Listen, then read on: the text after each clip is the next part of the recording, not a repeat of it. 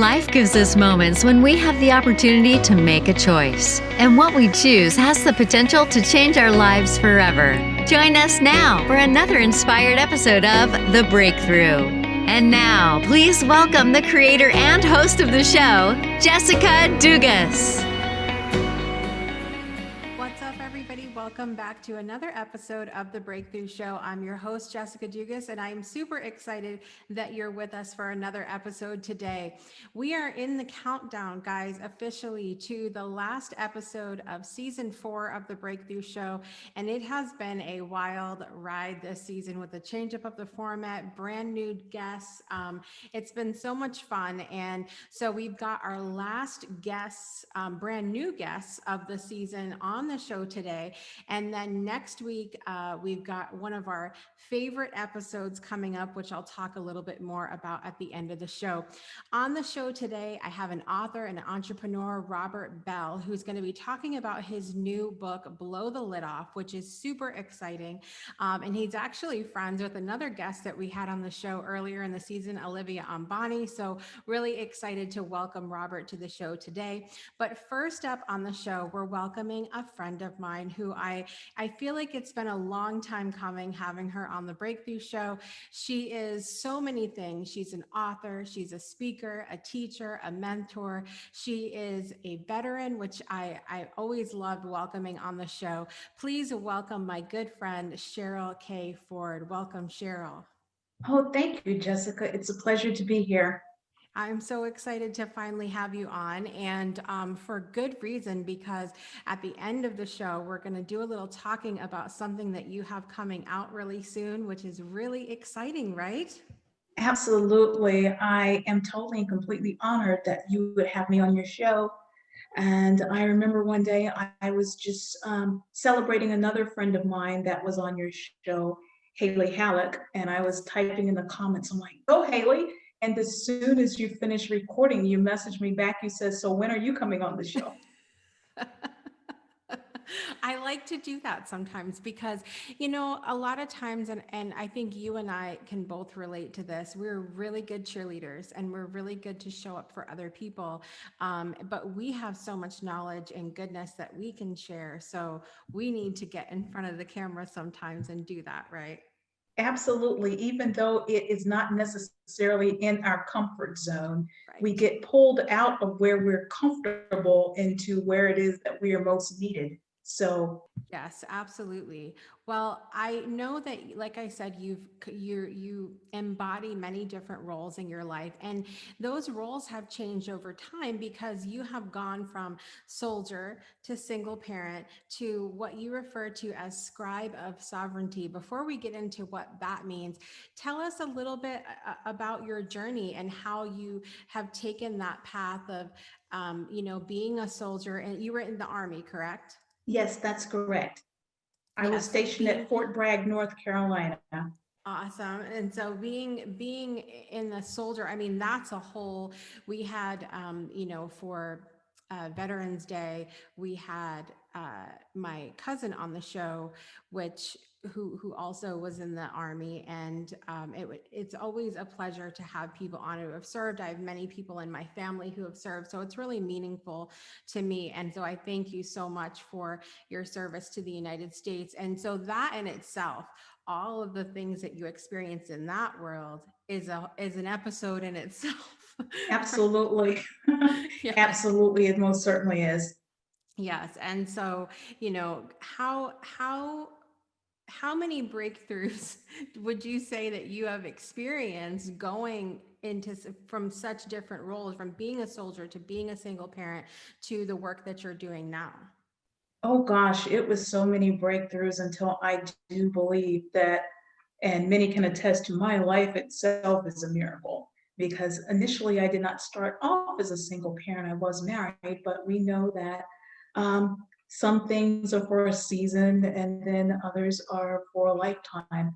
And so as long as we learn what it is that we need to learn out of the experience, I don't think that any amount of time is wasted. Yes, we may go through some difficulties and some hardships, but through it all and perseverance, as long as we keep ourselves grounded and with our faith in God, then even if everything else falls by the wayside and the bottom drops out, we know that it is God who sustains us. At least that was my personal journey anyway.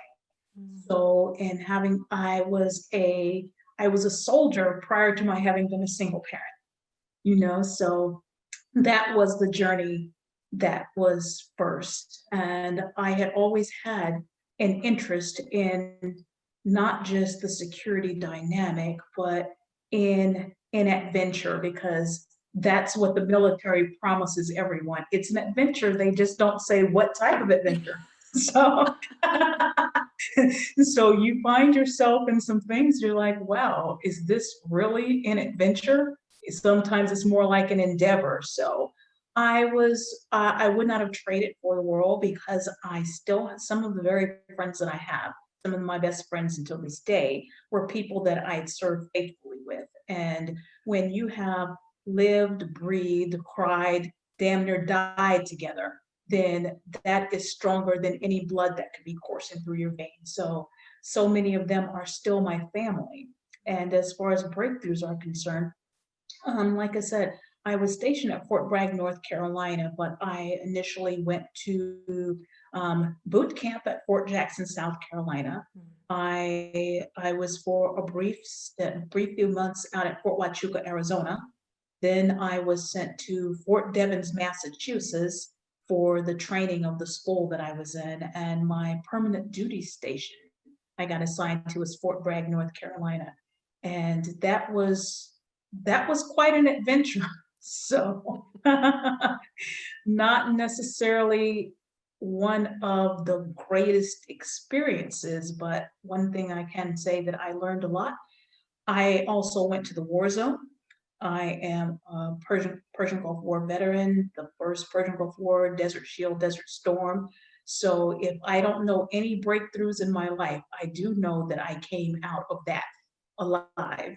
Although when I went to the war zone, funny thing is, funny, not so funny, I was in a predominantly white male field, Caucasian male field. And when I went to war, I went to a war zone with a team of 13 men. I was the only female on a team of 13 men. Wow. So that right there is certainly an adventure, but one that I didn't necessarily see coming. But I made the best of it, did my time. There's always some things that are unsavory about war, and we can attest to right now, not necessarily the feminist movement, but the world as a whole, how women have, even though we have been invited into a place or we have earned our place, then we are still treated so many ways as second class citizens and having to measure up to, and no matter what you do, it's like, well, you're just a woman or you're just a female. And there were days when some of them like, well, we don't need women over here anyway. But then whenever you ask for assistance because we're all supposed to be on the same team, they're like, well, you're a soldier just like the rest of us. Is like, hey, bud, I mean, I'm not saying that I'm not a soldier, but I am doing the very best that I can. And as much as you dish it out, you better be prepared to take it, because Right. in this time and what we're in, we're all supposed to have each other's back. So it's about, they say teamwork makes the dream work. So, Right. but Mm. so I can say that I'm grateful, and in breakthroughs, like I said, and having come from the military and transitioning into civilian world, that is an adventure and a breakthrough all itself. Right. There Right. is We so talked much. about that when my cousin was on as well. Just that transition period of trying to go from military life to civilian life. It's a big deal. It is a huge deal.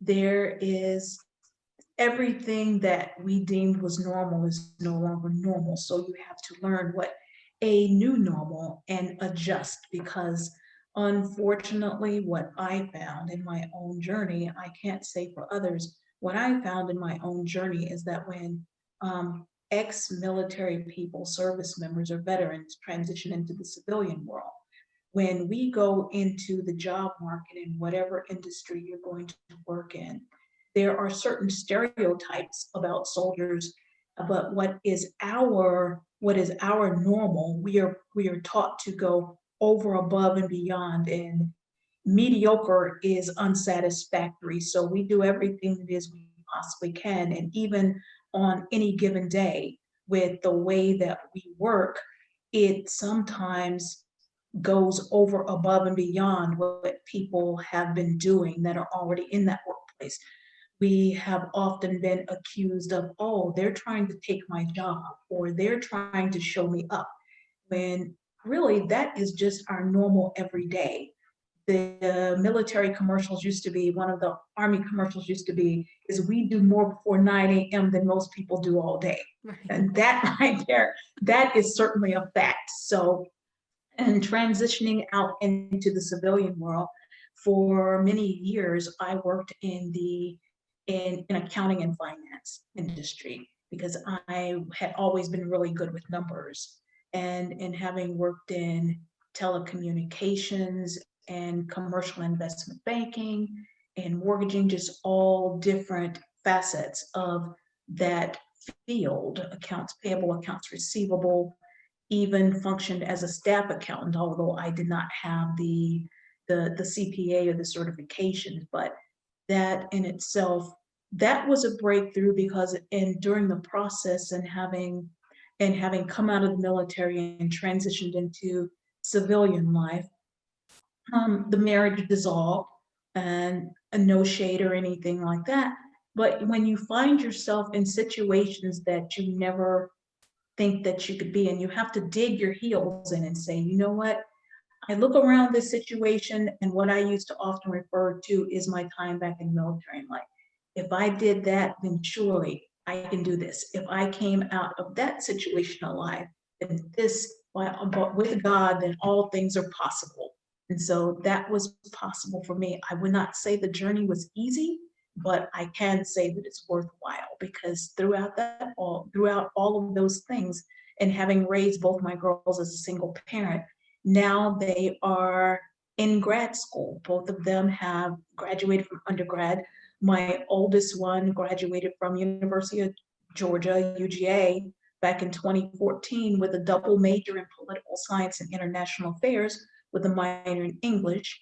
My baby girl, she graduated from University of West Georgia with undergrad with a BS in speech language pathology. And my oldest one, she was working in journalism, living up in DC for at least like the past 4 years. She wanted a break before she transitioned into graduate school. So in having worked in the journalism field, she says, I think I am in this for the long haul. So now, right now, she is in a master's program living in New York for journalism at CUNY, City New York University, the Craig Newmark School of Journalism. So she's studying journalism as for her master's program. And my youngest one, she is now down in Louisiana. Talk about come full circle. Yeah. She's moved to my home city in Baton Rouge and attending Southern University. And she is pursuing her master's degree in audiology and speech language pathology. So if I cannot attest to anything else being a breakthrough, those were a major breakthrough. Yes. And those were major breakthroughs, because when you see everything that when you look back on the journey of everything that you went through, not knowing from one week to the next, it's like, gosh, how am I going to do this? How am I going to do this? But in all things, God was faithful, because I relied upon my faith, not on my religion, but on my faith, because religion and faith are two totally different things. Yes. When you have no religion, then the God part of you will kick in. Some people call it instinct, subconscious, inner voice, whatever it is that you call it. I had to tap into that on a continuous basis just to be able to get me through, sometimes from 1 week to the next, or from 1 month to the next. And was it challenging? Of course, but I can say that it was definitely rewarding in seeing how far that they have come, and my own journey in life, not just as a woman or a woman of color, but as a person of spirit. Because when we worship God in spirit and in truth, then all things are possible unto those that believe. Yes, absolutely. Well, it has always been beautiful to hear little bits of your story and how far you've come, and I really appreciate your outlook on things too, because there are so many ways, and you mentioned a little bit of it, that we can see unfairness in the world, and you always come at things with the attitude of what can I do, and I just love that about you. We need to take a little break. We're going to come back and talk to Robert, but we're going to talk to Cheryl more at the end of the show about what she's doing now and also the project she has coming out soon. So stay tuned. We'll be right back. Hey, Jessica Dugas here, creator, producer, and host of The Breakthrough Show. We have big goals here at the show in the desire to change the world one Breakthrough Show episode at a time. And honestly, we couldn't do it without you. We want to take this moment to give a huge thank you to our Patreon supporters for helping us to not only expand the show, but spread its message far and wide. If you're not a supporter yet, we would love to have you. You can choose any tier with tons of benefits at patreon.com/The Breakthrough Show. We can't wait to have you part of our Breakthrough Show family. And now back to the show. Welcome back to The Breakthrough Show. My special guest today is a transformational speaker, author, and ACCA qualified accountant. You might think to yourself, what do those things have to do with each other? But we're going to get into that, I'm sure. He helps people who feel stuck in their career or life journey to break away from the norm and find new paths that reveal their true value. Here to talk about his new book and, of course, his breakthrough moments, please welcome Robert Belle to the show. Welcome. Thank you so much. I'm so happy to be here. It's so good to finally have you here. We talked quite a while ago now, and so it's nice to finally have the opportunity to sit down and do the interview and get to learn a little bit more about you, because we can only learn so much when we first connect, right? So it's nice to finally get down and have a full conversation, which is good. So I would love to start off today if you would share something with the audience that's bringing you joy in your life right now. All right. I would say there are two things that are bringing me joy. One is most definitely my children, especially my eldest daughter. She is such a warrior. She's 6 years old and she's handling, right now at the time of this recording, during this global pandemic, she's handling it so well. Despite not being at school, she's been able to find creative outlets to express herself. She's started her own YouTube channel, although it's not yet published. She's painting, she's learning every morning. She's still consistent with her schedule, just self-driven. I am very excited about that. I rarely hear, Dad, I'm bored. Dad, when is this thing gonna end? She's come to the place where she's settled herself. And I'm just really happy about that. That's bringing me a lot of joy. I love it. It's so nice. And I've had conversations about this with other parents.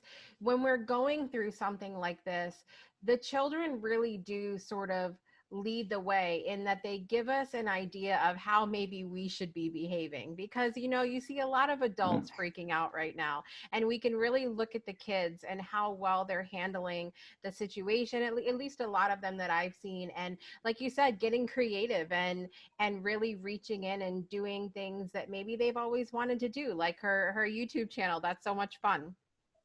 She's always wanted to do that, but she just never had enough time. And that just really brings me joy, because it's not something we're intentional about it, but we don't sit down and say, today you're going to learn how to handle it. Yeah. She talks about it.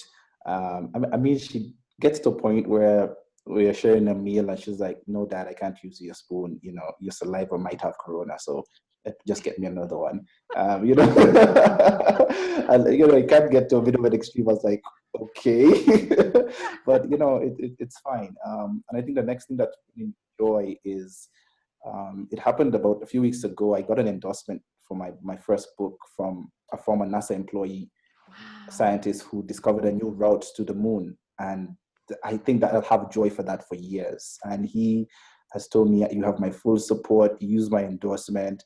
We need people who can think like this to, just to find new pathways to revolutionize our world. And for me, that just it's a joy that doesn't even make me smile. It's so deep. It's just, he's connected with the content. He's like, yes, we need people to think this way. We need people to think outside of the box, to challenge the status quo, and to just be themselves. Discovering a new route to the moon is not an easy thing. I would imagine so, because it's not like, many of us have been there to where we would know which way we could go, right? But I mean, that's really awesome too, the fact that, a lot of people will say that somebody that's higher up, that has done bigger things than us, or who is a celebrity, that their opinions shouldn't matter more than others. But just really, anytime someone can validate the work that we've put all of our hearts into, that's such a huge thing. And I think it is something that you'll keep with you. You won't ever come down from that. It'll always be good. I hope not. Yes, I shouldn't. It'll be awesome. So I mentioned in your bio as we started today that you're a speaker, you're an author, but you're also an accountant. And it doesn't seem like those things would go together, or it's like, okay, so you're coming out with a book. Did you write a book about accounting? But tell us how you got started, and Yeah. the path that you're on now, and tell the work that you've been doing. They do connect. Strangely, we tend to put a lot of labels on our lives, but you see, what I do doesn't define who I am. You see, what I do is an extension of who I am. It's just an expression, it's just an extension. So being an author, being a speaker, being an accountant is just an extension of who I am. And that's how it should be. So I usually don't actually identify myself using the labels of author or speaker, because those are just avenues from which I accomplish my purpose, my mission, my destiny. I identify on three key pillars: one being champion of creativity, two, ambassador of wellness, and three, pursuer of excellence. So if I'm an accountant, I'm doing all those three. If I'm a speaker, I'm doing all those three. They're just avenues. And I might take up another label in quotes, who knows? So that's why I don't prefer to use labels and qualifications. So that's how they go together. And I keep picking up different skill sets. You keep evolving. Even from a neuroscience perspective, it shows that our brains can continuously change as we get older. Contrary to popular belief that if you studied accounting, that's it. This world that we live in requires you to continuously pivot, and that's what I've been doing throughout my life. So tell us, and I love what you were saying about it doesn't define who you are; it's just an extension of who you are. And I love that, because I feel like so many people are held back by the idea that once they do something, that they can't do something else, that once they are an accountant, that they can't write a book about mindset, or that they can't teach yoga, or they can't sing, or they can't, because they're an accountant. And so I feel like this idea of understanding that it doesn't define who you are, what you do doesn't define who you are, can help you just expand your mind into what's possible for your life, because you can do anything at that point. We can do anything, and especially the biggest thing that we can do in our lives is to be the person we were meant to be. And we were not meant to be just an accountant or a doctor or a lawyer. Um, you know, there's research that shows that 65% of the children in elementary school today will be doing a job that doesn't exist right now. So how would they define themselves? And I think we need to stop this question of what do you want to be when you grow up, and limit it to a profession. We got to kill it. We got to stop it. It's limiting our mindset. It's giving us limiting beliefs, invoking self-doubt into our children, and we need a revolution around that.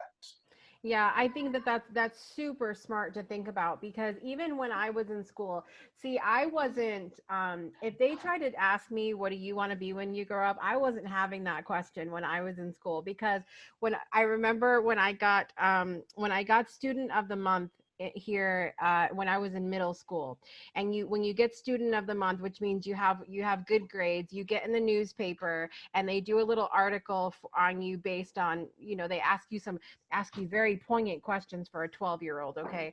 So they would ask me, what do you want to be? And I remember that article. I still have it saved in a book. It says that I wanted to be a singer or a lawyer. I didn't care that those two things did not like In that didn't code. care. But there's so many children, I feel like, who are encouraged to like pick something, pick one thing, and so I like that idea of just losing that, and encouraging them to just follow their heart and follow what feels good to them in the moment. And I just love that idea. But um tell us about you're going to tell us about a time where you left a job. What were you doing, and what sort of led up to those circumstances? So yeah, this was the last job that I left, and I was at a point in my life where I had internally decided to just give up, not give up as a failure, but give up trying to fit in. I I've really I've been a maverick all my life, so just staying within my job description when I can add value to the organization. Want to add a voice. You hear expressions such as that problem is above your pay grade. I've just never believed that. So I've always had a lot of tussle and issues just sticking to my lane. And I decided, you know what, I'm gonna fully accept me for who I am. And the situation I'm in just doesn't allow for that. And I'm tired of suppressing parts of me. So I just have to make a mature decision and yeah, go and pursue business and find. I wasn't really hard set on business. I just said I'm not going to limit it to something. I'm going to find who I'm truly meant to be. And that was my big breakthrough, and I want to say that breakthroughs must happen internally before they happen externally. And too often we want to limit breakthrough to an external event. And I think when that happens, if your breakthrough doesn't originate internally and it's based on extrinsic factors, it's going to lead to a breakup or a breakdown. And this is why the statistics shows when a lot of someone wins a lottery, they're not financially mature, emotionally ready for it. In 3 years, they go completely broke or even in a worse off position, right? Because you just haven't had that alignment. So breakthrough doesn't happen when an external event happens. For me, it happens when there's an internal alignment. And even the dictionaries give us that definition. We tend to limit it to one area. If Cambridge Dictionary says that a breakthrough is an important discovery or event that helps to improve a situation or provide an answer to a problem. And finding out your purpose for me is a big discovery. That's when a breakthrough happens. You know, and that's why I keep saying that creativity is so critical. It helps us to get the biggest breakthrough we can ever have in our lives, because it gives us knowledge of our purpose, clarity of our vision, and revelation of our value. You see, when my purpose aligns with my passion, and I fuel it and use my purposes to testify to that alignment, then the breakthrough happens. It will manifest itself eventually. So I don't have to wait to make a Forbes list or to, for some sort of accolade to say that's my big break. My big break comes when my purpose aligns with my passion and I have processes to back it up. Absolutely. And it's really funny because, the show is called The Breakthrough Show, and we do talk about a lot of external circumstances that happen to people. So, for example, we could come on the show and talk about the fact that you left your job. That's the external circumstance, right? And we can talk about any of the other guests that have come on have had external circumstances. For me, my big breakthrough moment was when my brother passed away. That's an external circumstance. But what blew people away, so at the time that this is going to come out a few months ago, I posted, the host of the Breakthrough Show posted on social media that people's breakthrough moments are not actually what matters. And people were like, what? Why would you say something like that? The host of the Breakthrough Show. Because those aren't the things that matters. You're absolutely right. It's that you have to be ready for it. You have to have an internal, shift to understand what's going on, and you have to actually take action once you have that breakthrough moment. Like, you could have had that moment inside that said, yes, I'm ready, but stayed in your job, right? Yeah, and that's why I said that your purpose, it's going back to I call it the 3 punch of creativity. Knowledge of purpose, clarity of vision, and revelation of value. And for that to happen, I call it the 3 Ps. Your purpose in life must align with your passion, because your heart must be there. I think too much times we have people who say mindset, mindset, mindset, and some people say, motivation, motivation, motivation. I think you need as much heart as you need as much mind. So when your purpose aligns with your passion, and you support it with purpose, the action, mind, body, soul connection, you're unstoppable. Absolutely. That it's so good. I'm so glad that somebody else is on the show saying the same thing that I've been saying because listen, people are tired of hearing from me say it. So, so it's nice when Uh, somebody else goes on and says it. So you left your job. Like, did you know immediately what you were gonna do or the direction you were gonna go, or you just at that point when you left your job, were you just kind of like, I'm just going to do what feels good in the moment? What did that look like for you? I had no idea where I was going. I just knew where I was not willing to go. And I Yeah. wasn't willing to go back. I had no idea. I prepared my family. I even had children at that time. And I said, guys, being the accountant that I am, looked at my finances, said, it's the projection, and I am not doing anything. I'm not taking a job offer, an interview, starting a business until I am absolutely certain that this is what I'm supposed to do. And it was tough. It was tough. It was over a year. I mean, I would just attend conferences. I was open to anything. I just even thought about becoming a TV presenter. I tried out. I did some screen reads, and it went well. And I was like, okay, I feel it. I think I could do it. I have the skill set, but my passion isn't there. I didn't know this is what I was doing. I was looking for the alignment of my purpose and my passion, and the process that happens. And that's how things just happen. When you're on a creative journey, your life becomes simple, but simple isn't easy. Things just unfold for you because you're just manifesting what you've already seen in your mind. So it wasn't very clear, but I did the hard work in sitting down, talking to myself, getting rid of all the blockages, all the self-doubt. I was working on me. So people said, what did you do for a whole year? And I said, I was working on me. We often don't take time to work on me. So I prepared myself for what was coming, and I got it. I got the clarity, and I stepped forward, and it's been shifting. Actually, when I started, I didn't know I'd be here right now. But I just knew that the next few steps were clear, and that was enough for me.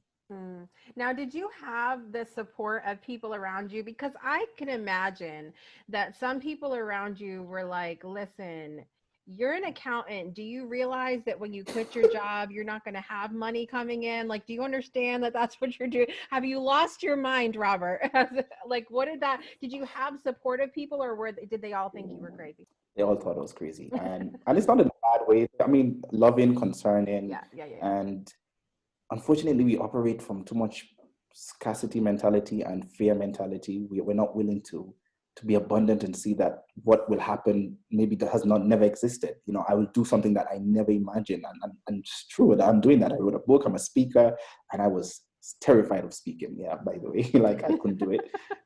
But the support was not there. I would not lie. The support was not there. You would even have people just sending me so many things in my inbox. Oh, here's a job. I know you'll do well. I know the hiring manager. I know you can fit this. It just came to a point I had to just block. I had to block a number of people. I had to block that energy, and not in a bad way. I just said, hey guys, it's fine. Thank you for considering me. But when you need your help, I'll let you know what I need your help with. But I'm staying true to this purpose. I was dead set that I'm not going to do something just to please someone else. I'm going to find what pleases me, because I believe that when we find our purpose, you will get money will come. It's just a consequence. It's not a problem. As sure as you plant a seed in the ground, you water it, you provide sunlight, all the perfect environment, that seed will burst forth and spring forth and provide fruit. I was as confident as that. Mm. I didn't have evidence. I just knew that alignment had happened. Yeah.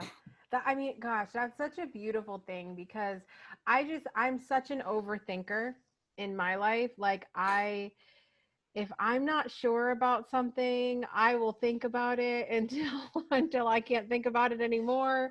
And it's been hard for me in my life not to listen to that outside influence that says, Jessica, you have 6 children, like, are you really sure you should be doing this? And it's been 6 months and you haven't made any money yet. What's going on here? It's very hard for me to shut that out and to just keep moving forward. Do you think that there's anything in your life like was it, what inside you provided you to just keep pushing forward no matter what? You're speaking to accountants, and I will always be an accountant, so I know what overthinking is. I can identify with that. And I would say two things were critical for me. Number one, journaling, writing it down. Writing it down. And that's how divergent thinking works. You have to, and that's how creativity is the bedrock, is divergent thinking. You have to write it down so you can take a bird's eye view of it. And the pieces are right in front of you, and you just need to put them together.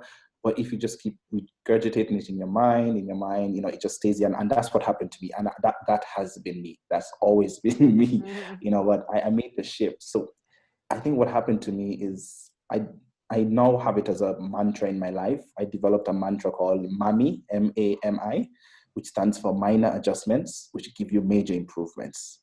So I didn't try to build Rome in one day. I just started looking for the blocks. Then the next day, put one block on top of the other. Then the next day, look for the right mixture, look for the right position. Just small changes that can unlock big things. Just unlock big things. In that same time, I was on a weight loss journey. I was like at 250 pounds.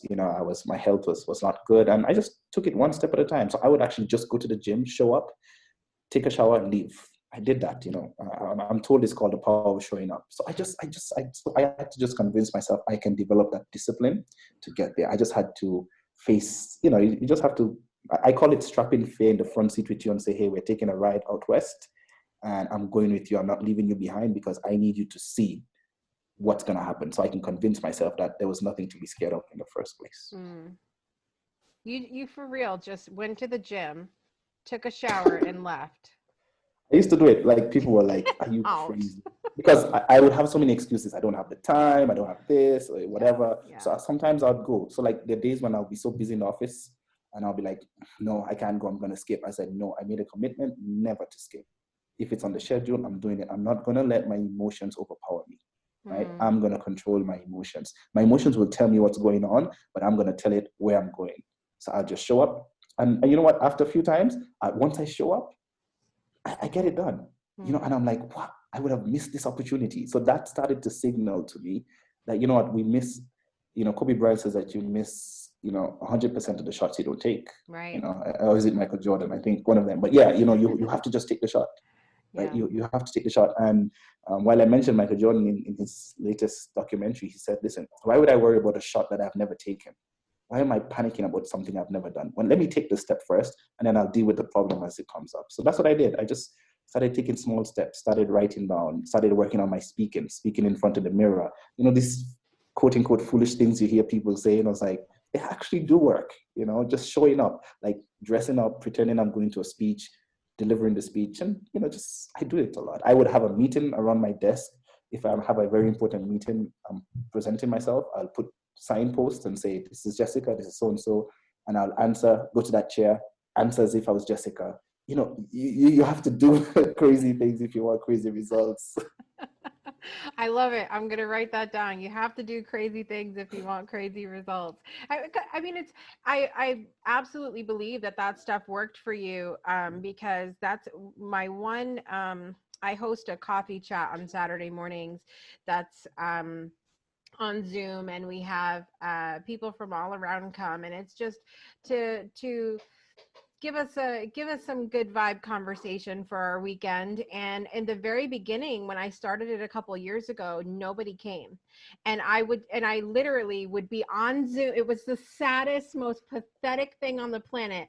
I would sit there on Zoom for an hour all by myself, just sit here, and I would look at the screen as if people were there with me. And now people come every weekend, so it's like, but in the beginning, it was really. It was right up there with taking a shower and leaving. It's crazy. It might sound crazy, but you know what? If you're an athlete, you can't start practicing when the stadium is full. Yeah. It makes no sense.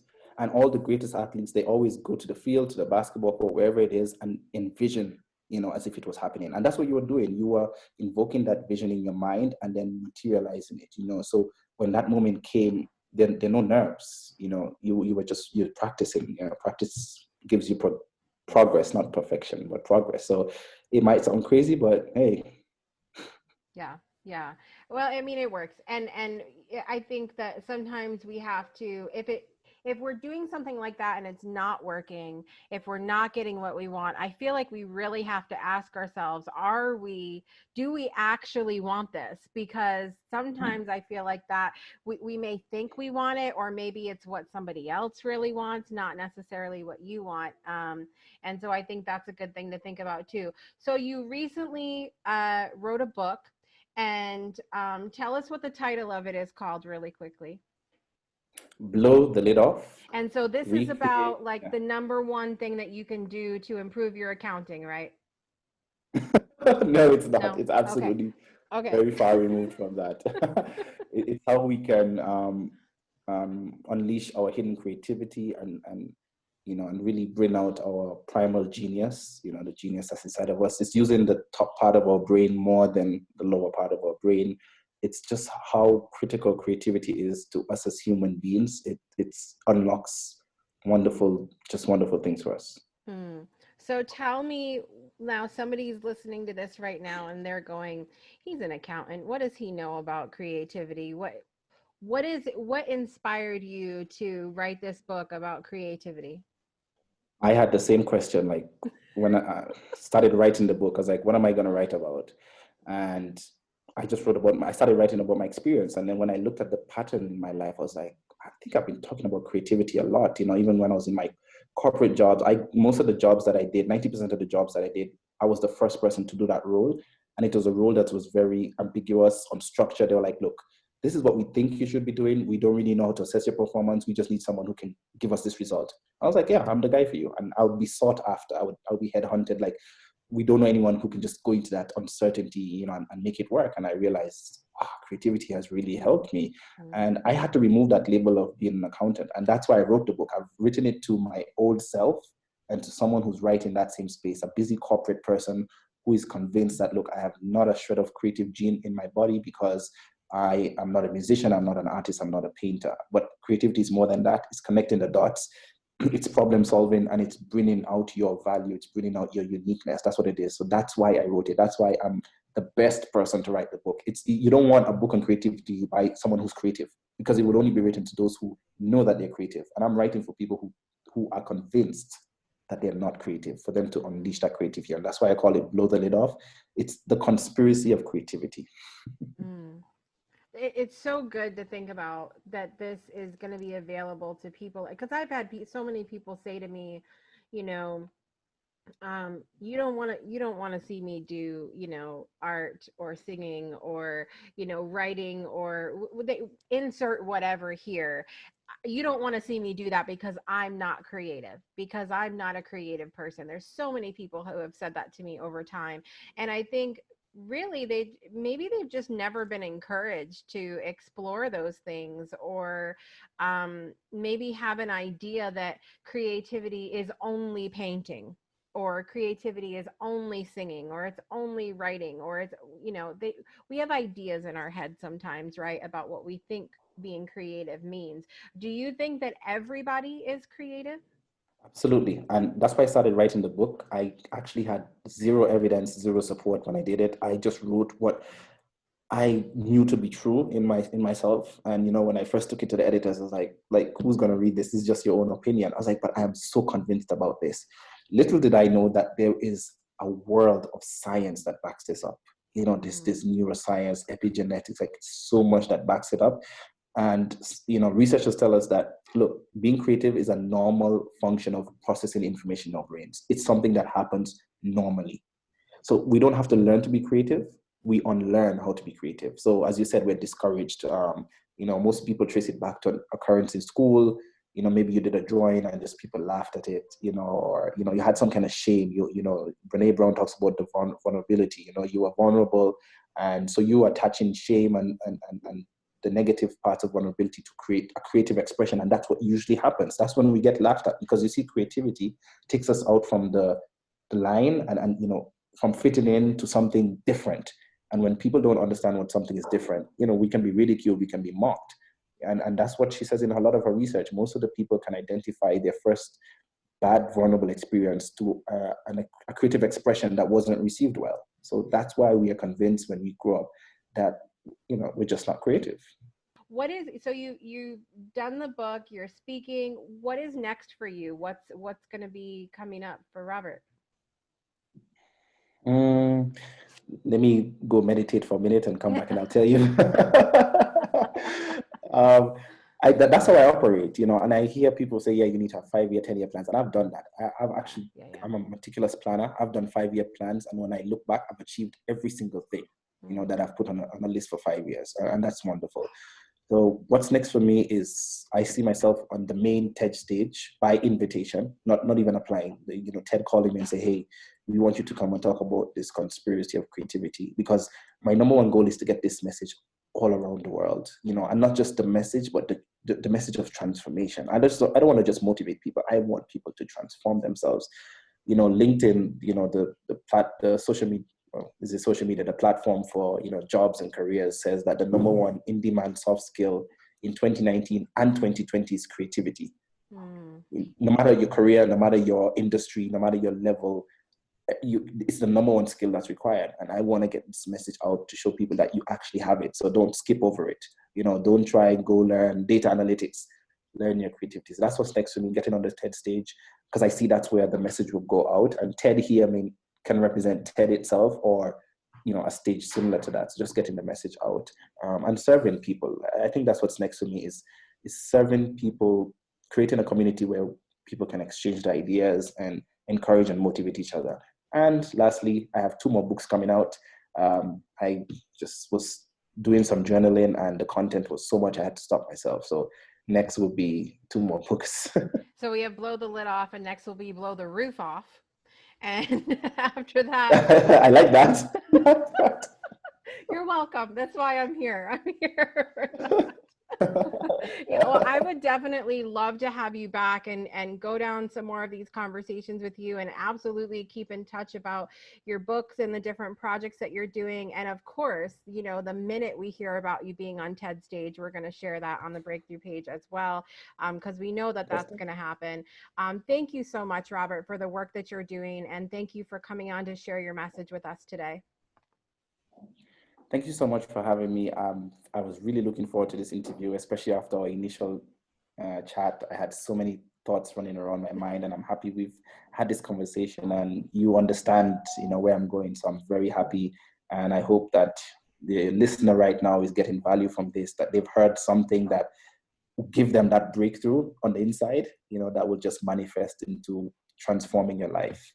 Absolutely. Well, we love the breakthroughs here. That's what we like. We like when that happens. So thank you so much again, Robert. And for all of you watching or listening right now, be sure you check the show notes to connect with all of the ways that you can hook up with Robert. And also be sure to check out his book, Blow the Lid Off. And we're going to be back in just a minute with more of The Breakthrough Show. We hope you've been enjoying The Breakthrough Show. If you're someone who is an inspirational entertainer or has an incredible story of breakthrough, we want to hear from you and maybe even have you on the show. Be sure to visit the links in our show notes to send us an email or connect with us on social media. We hope to see you on a future episode of the show. And now back to The Breakthrough. Welcome back to The Breakthrough Show. I want to give a huge thank you to my guest, Robert Belle, today. Thank you so much for being with us. We're back now, though, with my friend Cheryl K. Ford. We talked about in the beginning of the show today, Cheryl's journey and some of the breakthroughs she experienced in the military world, and then also as a single parent. We talked about how amazing her daughters are doing now. It's so awesome to see these strong, educated women coming up in the world. It's exciting. It's exciting for me to hear about them too. But Cheryl, you call yourself a scribe of sovereignty now. Can you share a little bit about what that is or what that means to you? Well, what that means to me, it's not necessarily self-entitled. When I was filling out your application form for the Breakthrough Show, the form that you said that you had all your guests fill out, and I'm like, Jessica wants to know about breakthroughs. What are major breakthroughs or touchstone points? I was a soldier. I did that and I did it well. Don't know if I would necessarily do it again, especially not at this time right here, but that's an entire book right there in itself. So, but as far as being a scribe of sovereignty, I have always been a writer. Ever since I was a kid, I was always a writer. I would look at the world from a deeper level. I would tell my father, I'm like, yeah, I see this, but what does it mean? He says, what do you get out of it? So my father and I would have these different conversations. I always had an analytical mind. So I would write about the world that I saw around me, and even write my personal quiet thoughts. Sometimes it would come out in poetic form, other times in short stories. And even when I was in high school, I had this one very profound and extremely influential teacher, and she was teaching, she was teacher of language arts and English literature. And along with writing, I'm an avid reader. I love to read.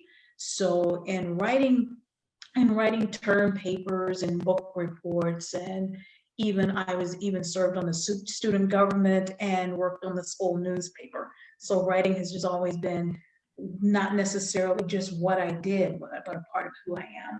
And I think that I turned in a term paper or book report or some creative writing project to her. And after class, she's like, "Can I talk to you?" And I'm like, did I do something wrong? Even though she was teaching high school level, I think that she was probably more equipped to be a college professor. I just really valued every moment that I had in her class for a couple of years, because she switched grades a few times. And she asked one day, everyone in class, she says, "So what do you want to be when you grow up?"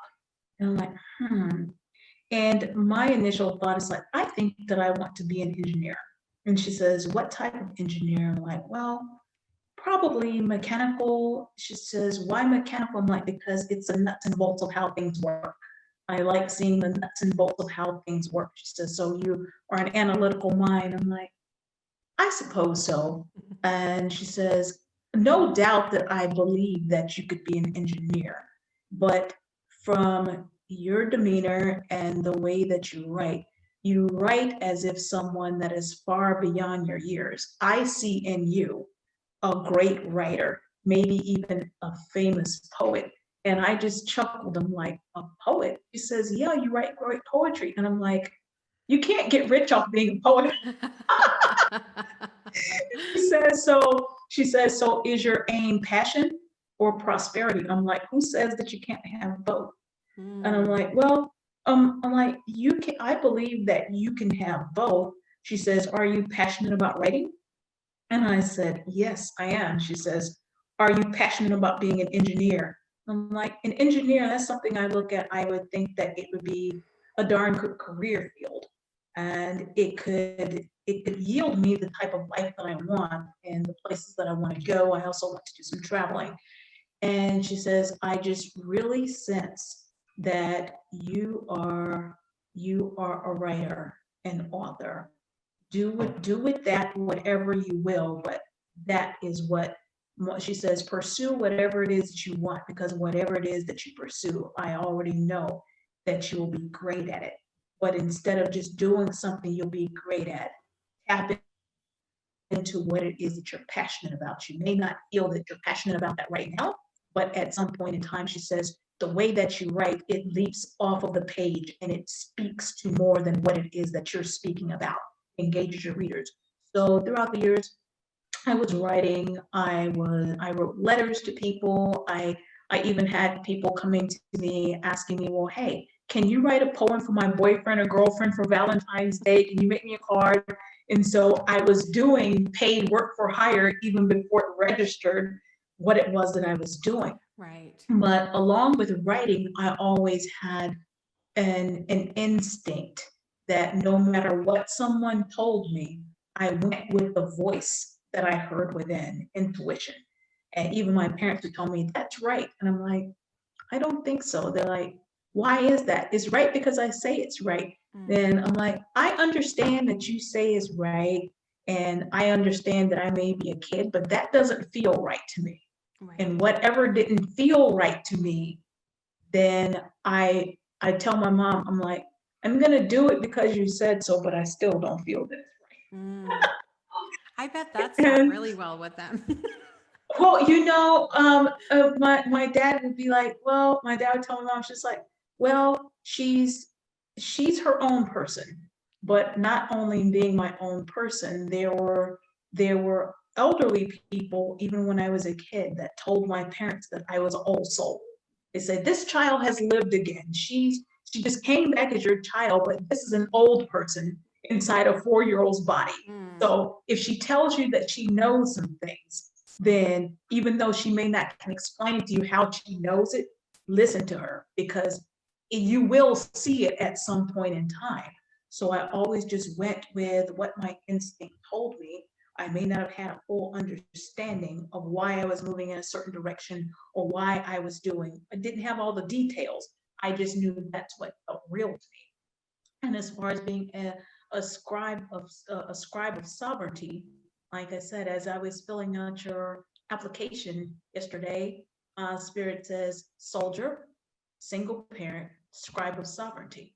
And in going through my personal journey that I did, and not only having been a soldier and a single parent, and having gone through some really adverse times, and being while being a single parent, not because a single parent, but as anyone knows, when you start off as a couple and then you're not, single parenting has there unfortunately there is no handbook, not even on parenting, let alone single parenting. So you have to do what it is that you can do. And once again, as I relied upon my faith, I start hearing the voice of spirit, God, universe, whatever resonates with our audience. I start hearing the voice. And as I heard the voice and I moved in the direction that I knew was right for what even what may seem like small life decisions, I would even dream prolifically where there'd be sights, sounds, colors, smells. And I began writing what it was I heard and what I saw. And the more I wrote, then the more spirit spoke. And at what was to be only journals, because I would pray nearly every day, sometimes a couple times a day. And after I prayed, then I would hear spirit speaking back to me. Even when I was in corporate America, before I came out of corporate America, spirit would speak to me in the middle of my day. And I'm like, damn it, I have these reports to process, but you can't, because at that time I was working as a financial analyst, and in commercial investment banking. I'm like, I have a deadline to meet. I can't hear this right now. So the voice would keep speaking to me over and over and over again until I wrote what I heard. Regardless of what was going on, I had to write what I heard and I had to put it aside. I'm like, damn, are you happy now? So to others, it may look like this girl is talking to herself. But when you function as an accountant, sometimes you're talking to the numbers that you're processing. Yeah. So in the interim, I began writing. I began writing, but my writing was different than anything that I had written before.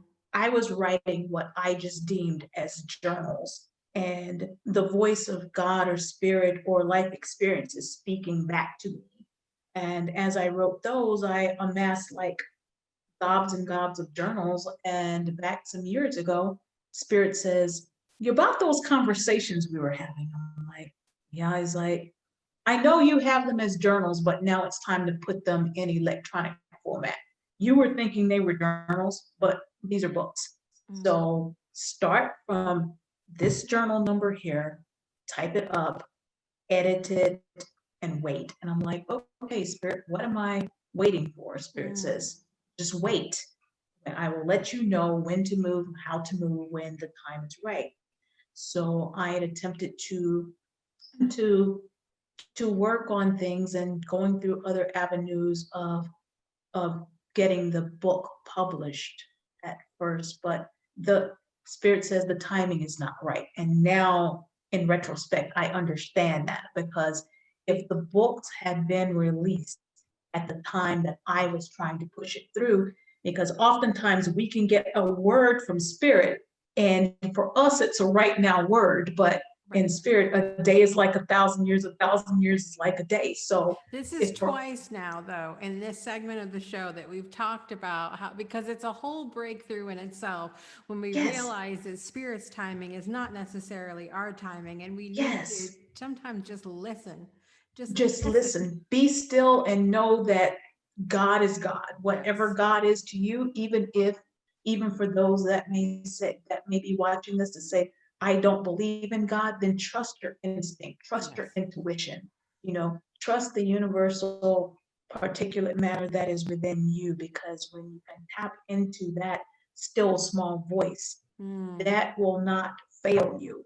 That will, even when everything else fails you, that will not fail you. But oftentimes, when we cast aside what it's some people call my second mind, or, that was what I initially heard. When you cast that aside and you go in another direction, you will find that, wow, I should have went with my first instinct.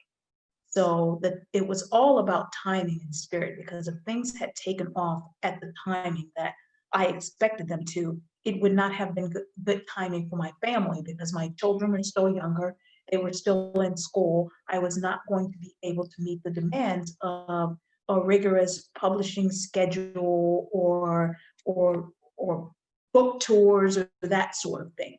But now that my children, my young women, or where it is they need to be in life, and spirit had me to reflect back on a conversation, right? Not when my kids were small, when I first became a single parent.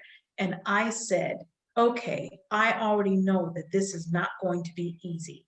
But spirit said to me, it's not going to be easy, but I will always make the way possible. Mm. It may not always come the way you think it will come, but I will always make the way possible. If you raise them in the way that they should go according to their own individual gifts and the insight that you get from the God within you, then the bill is on me. Mm. And I'm like, wow. So I poured everything that it was that I had into them. And I said, okay, I'm okay with this. And I even had people ask me, like, well, gee, why don't you get married? Or why don't you do this? Why don't you get married again? I'm like, because you only have one time to raise children right. You only have one time to to be there for them, especially in those formidable years. And if you don't invest into them what they need in those formidable years, the years can go by so quickly, and you don't even know. They don't know you, you don't know them. So don't look at it as a task. Whatever it is that we do, we must do it unto God with all of our might. So I poured everything it was I had into them. And I told God, I'm like, well, I will invest everything that I have into them, blood, sweat, tears, heart, soul, everything I have, and even the things that I don't think I have, I'll invest it all into them. And when I get them to where it is they need to be, then it's my turn. I'm okay with jump starting my life, or having a new life, or a new direction in life. And so that's exactly what's happened. And as we very well know, like, because you have read my book that is soon to be Yes. released, it is entitled Third Day Revelations, and that is the first book to be released in a series. The series is entitled The Waters of Life Chronicles. Mm. So this is soon to be released. It's going to be hot, and as soon as it comes off the press, then I'm quite sure that you, Jessica, you will be one of the first ones to buy a copy of it. Yes. Although you read it behind the scenes, I did. I was so blessed and honored that you not only agreed to read the book for me, you were also very excited about writing a review of the book. Mm. And for that, I am truly grateful. Thank you. Mm. It was absolutely my pleasure, and it's one of those things where um, there's been very few moments in my life where I felt like I'm going to read this book and there's going to be a shower of blessings afterwards. And that was the experience with this book. And what I believe I shared in partly in the review that I gave for Third Day Revelation, was that, I grew up in the church, and when they would read in Catholic service, when they read a part of the Bible, a reading, and at the end they always say, "This is the word of the Lord," and everybody responds, "Thanks be to God." And I felt those words after every bit that I read in the book. Like, this is the word of the Lord. This is coming, meaning this is coming directly from Spirit. And again, as Cheryl so beautifully shared, even for those of you watching that are non-believers, or you believe in something completely different than what we're talking about today, it's there are teachings in this book that transcend religion and beliefs, and it's something that I believe every single person can read and walk away with something in their life changing for the better. And it's gonna change things for people who choose to read it. Thank you so much, Jessica, for your wonderful feedback. It was an absolute joy for me to for it was a joy for me. I was just really excited when you not only agreed to read the book, but you also said, of course I will write a book review on it. So that was one of being how busy you are with your family and your varied duties now. You want to see a busy lady? It's this wonderful person here. She wears a million and two hats and looks flawlessly, and makes life look flawless. So my hat certainly goes off to you, because God has definitely given you the grace to do everything that it is that you're doing. And I honor you and your beautiful family. I am so overjoyed of the blessings that are being bestowed upon you. But you work hard, and now you're going to have to learn how to play hard. Yes. Invest some time into yourself, Yes. and that's with all women, not just women, but caretakers. Yes. For so much into others until we have none of us left for us. Hmm. So, in all things, invest some time into yourself, even if it's just taking a few moments to sit on the side of your bed and meditate and just look yourself in the mirror and say, even though all odds may be stacked against me, I can do this. When we get to the place where we can be our own loudest cheerleader and our own support system, then we become invincible, because there are oftentimes you'll look around and it seems like there's nobody to encourage you, nobody to support you. That's when we have to look in. And as we go in, then we will come out fierce and invincible.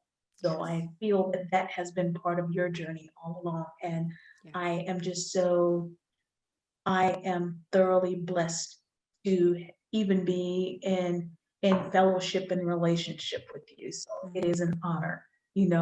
Hey, you're one of my sheroes.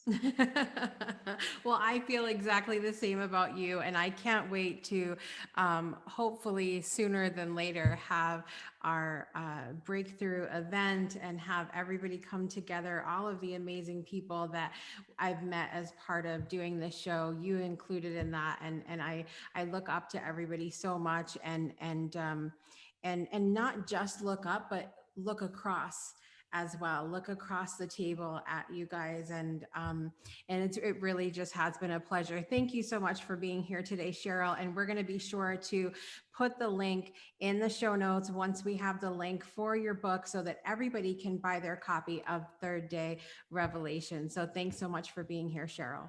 Thank you so much, Jessica. It's been an honor and a pleasure. Absolutely. Well, guys, it has been another amazing episode of The Breakthrough Show. A special thank you to Robert Belle and Cheryl K. Ford for being here today. You have two, not one, but two amazing books to get after you watch this show, and that is Third Day Revelations and Blow the Lid Off. They're going to be amazing additions to your book collection and your knowledge collection, because you're going to get so much from them. So thank you so much to my guests today for being here. Thank you for watching or listening wherever you are in the world. We really appreciate you. Coming up next week on the Breakthrough Show, we have just 2 weeks left of season 4 of the show. Next week is one of my favorite episodes of every season, which is the Where Are They Now episodes, where we're going to catch up with some of your favorite past guests of the show from seasons 1, 2, and 3, and maybe even some super familiar faces as well. So be sure to tune in next week for that. And then the following week is our season 4 finale. I can't believe it. It's going to be incredible.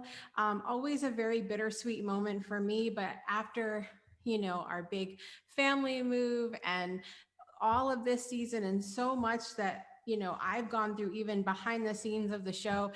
I need a little bit of a break too. So I'm really looking forward to that as well. And coming back with super fresh new content, faces, music, all of that and more coming up for season 5, which will premiere on February 5th, 2021. Until next week, guys, thanks so much for watching or listening today. Please take a moment to rate, subscribe, comment, or share where available, and make today a great day for a breakthrough. We'll see you next time.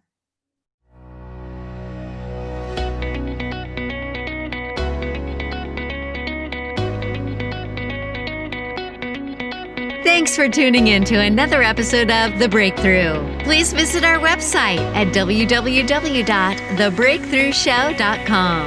And be sure to join our After the Breakthrough community powered by Patreon. We look forward to seeing you next week. Same time, same place for another inspiring episode.